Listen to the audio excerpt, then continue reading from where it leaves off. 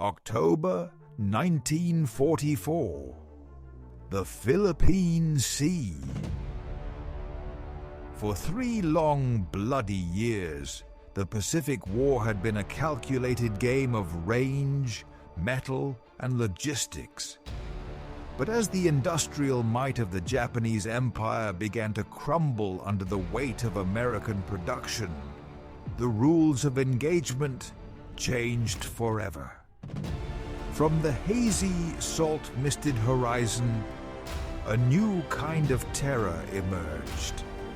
It wasn't a guided bomb, and it wasn't a standard torpedo run. It was a man who had already stood before his own funeral pyre. A living, breathing missile made of wood, cloth, and 500 pounds of high explosives aimed straight at the steel heart of the American fleet.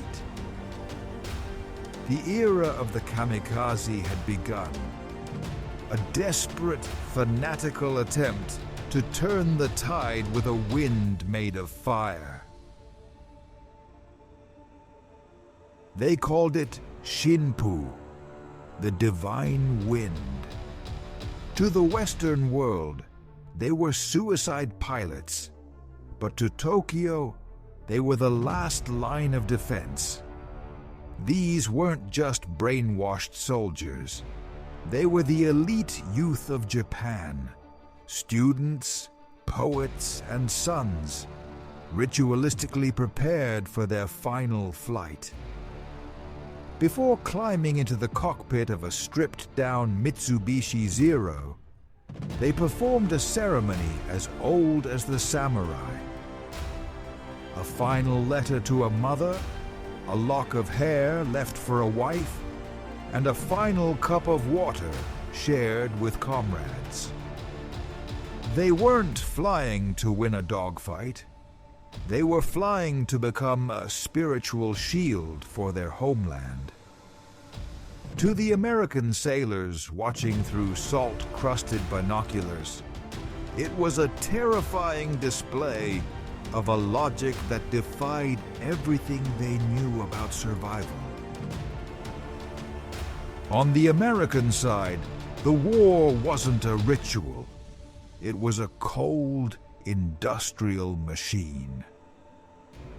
The second a kamikaze took flight, an invisible web of radar beams snared them. Deep in the bowels of the carrier, inside the cramped, smoke-filled Combat Information Center, men in heavy headsets tracked the flickering green dots. This was the brain of the ship, a room filled with the smell of ozone, stale coffee, and sweat. The tension was suffocating. When the order, "all hands to battle stations," shrieked through the internal speakers, the calm was shattered. Thousands of men scrambled across steel decks. The familiar smell of grease and salt air suddenly replaced by the sharp, metallic tang of pure adrenaline. They knew the enemy wasn't coming to fight. He was coming to die, and he wanted to take as many of them with him as possible.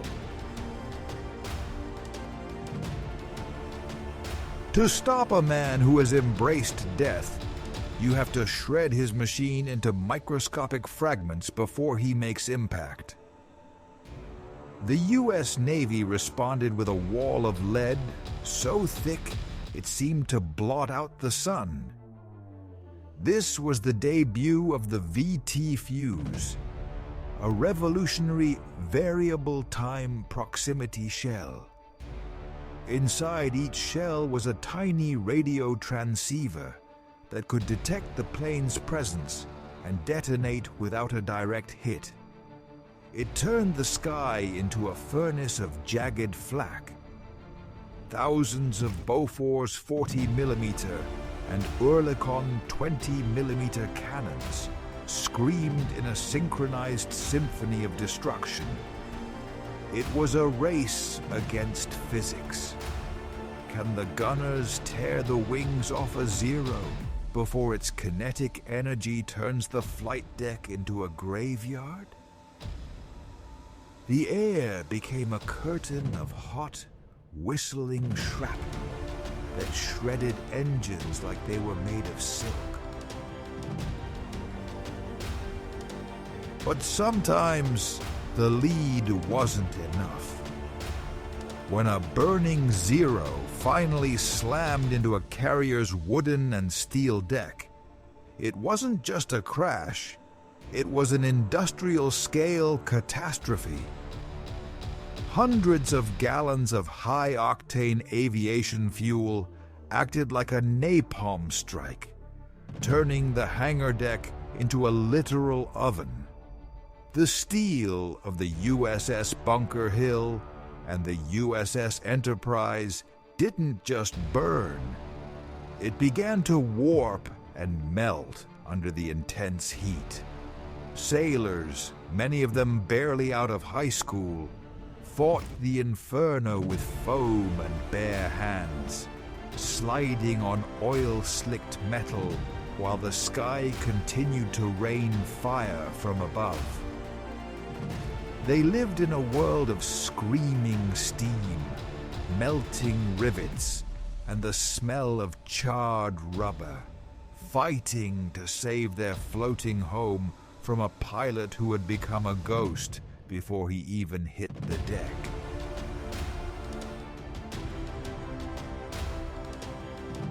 By the time the guns fell silent in August 1945, over 3,800 kamikaze pilots had vanished into the Pacific. They had sunk 34 American ships and damaged hundreds more. But they couldn't stop the relentless tide of the American war machine.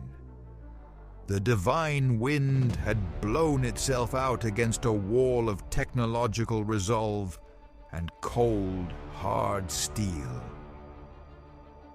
Today, the salt and the coral have reclaimed the wrecks, turning the terrifying guided missiles of 1945 into silent monuments at the bottom of the ocean. The fires have long since gone out, but the echoes of those screaming radial engines still haunt the depths, a grim reminder of a time when the horizon itself was the enemy. History isn't just about dates. It's about the grit, the heat, and the metal. If you want to see the face of war without the filters, subscribe. Join us as we uncover the stories that time tried to bury in the deep.